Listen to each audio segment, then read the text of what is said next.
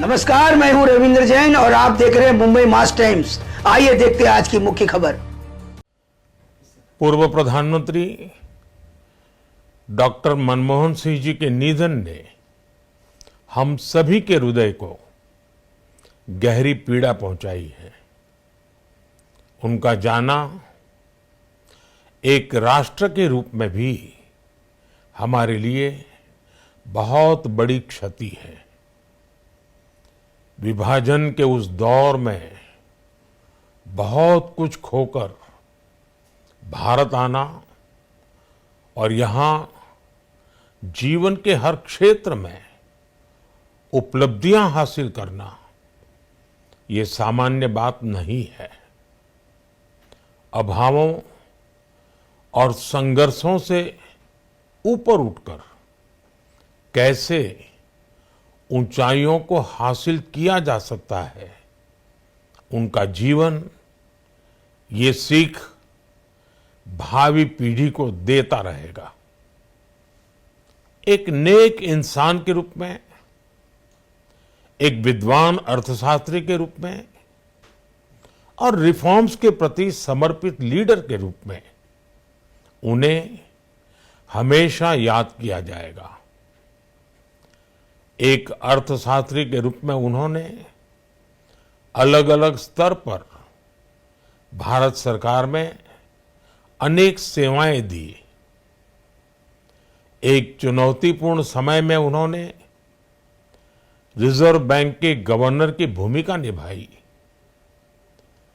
पूर्व प्रधानमंत्री भारत रत्न श्री पीवी नरसिम्हा राव जी की सरकार के वित्त मंत्री रहते हुए उन्होंने वित्तीय संकट से घिरे देश को एक नई अर्थव्यवस्था के मार्ग पर प्रशस्त किया।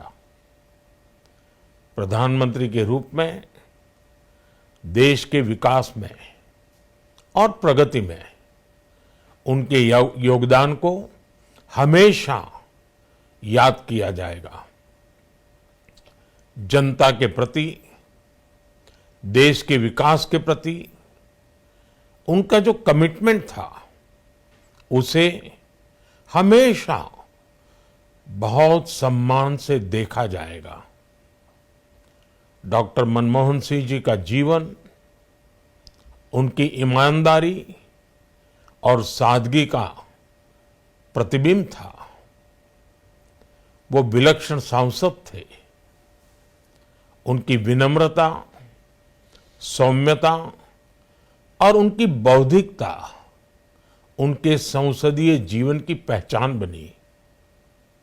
मुझे याद है कि इस साल की शुरुआत में जब राज्यसभा में उनका कार्यकाल समाप्त हुआ, तब मैंने कहा था कि सांसद के रूप में डॉक्टर साहब की निष्ठा सभी के लिए प्रेरणा जैसी है।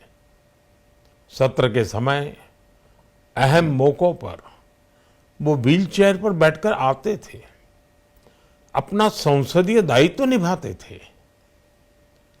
दुनिया के प्रतिष्ठित संस्थानों की शिक्षा लेने और सरकार के अनेक शीर्ष पदों पर रहने के बाद भी वो अपनी सामान्य पृष्ठभूमि के मूल्यों को कभी भी नहीं भूले।